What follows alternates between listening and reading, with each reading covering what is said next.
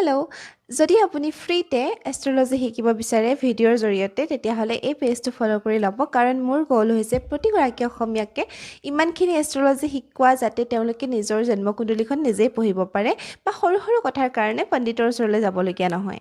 আৰু লগতে মই ভাবোঁ যে সকলোৱে অলপমান জনাটো খুব জৰুৰী কিয়নো কাৰণ যেতিয়া আমাৰ বেমাৰ হয়, যেতিয়া আমাৰ জ্বৰ হয়, কাহ হয়, তেতিয়া আমি গম পাওঁ যে ডক্তৰৰ ওচৰলৈ যাব লাগে আৰু জীৱনটোত যেতিয়া সকলোবোৰ আউট অফ কণ্ট্ৰল যেন লাগে কি কৰিম একো বুজি নাপাওঁ আৰু সেই সময়খিনিত আমি এজন এষ্ট্ৰলজাৰৰ ওচৰলৈ যাওঁ আৰু যিটোৰ বিষয়ে আমি একোৱেই নাজানো।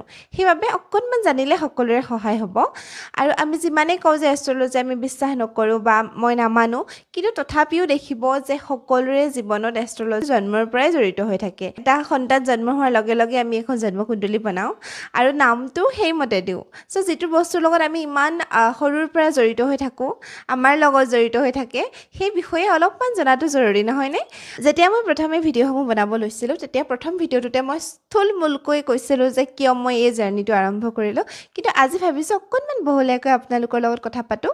এই ভিডিঅ'টো বনোৱা এটা মূল কাৰণ হৈছে যে যেতিয়া মই প্লেনেটৰী পজিশ্যনসমূহ ক'বলৈ আৰম্ভ কৰিম তেতিয়া বহুতৰে চাৰ্টত দেখিব যে ৰাজযোগ আছে আৰু কেতিয়াবা লাগিব পাৰে আপোনাৰ নিজৰ চাৰ্টত সিমান ষ্ট্ৰং ৰাজযোগ নাই, তেতিয়া কাৰোবাৰ মনটো বেয়াও লাগিব পাৰে যে মই আনলাকি নেকি। কিন্তু আমি সকলোৱে বুজি পাব লাগিব যে এটা ষ্ট্ৰং ৰাজযোগে ছাকচেছৰ গেৰাণ্টি নিদিয়ে যেতিয়ালৈকে মানুহজনে ভাল কাম নকৰে বা ৰাজযোগ নথকা মানে এনেকুৱা নহয় যে তেওঁ ছাকচেছ নাপাব। তো এষ্ট্ৰলজি লাকি আৰু আনলাকি ফিল কৰাবলৈ নহয়, এষ্ট্ৰলজি হৈছে আমাক নিজকে ভালদৰে বুজি পাবলৈ যে কোনখিনি কাম আমাৰ কাৰণে ভাল আৰু কোনখিনি বেয়া। আজি ভাবিছোঁ এটা সৰু ষ্টৰী আপোনালোকৰ লগত শ্বেয়াৰ কৰোঁ যিটো মই শিকিছোঁ।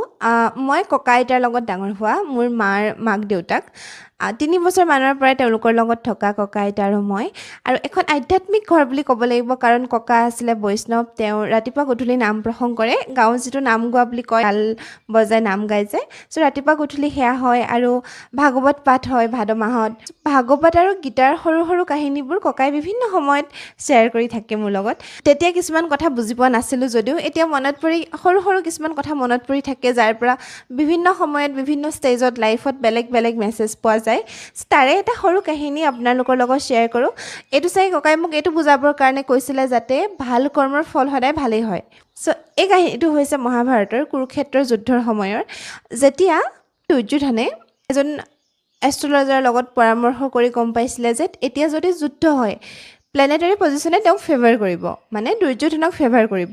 আৰু ইয়াৰ পাছতে ভগৱান শ্ৰীকৃষ্ণ হস্তিনাপুৰলৈ যায় 5খন গাঁও বিচাৰি, যাতে পঞ্চপাণ্ডৱক তেওঁলোকে 5খন গাঁও দিয়ে, যুদ্ধ কৰাৰ একো দৰকাৰ নাই। কিন্তু যিহেতু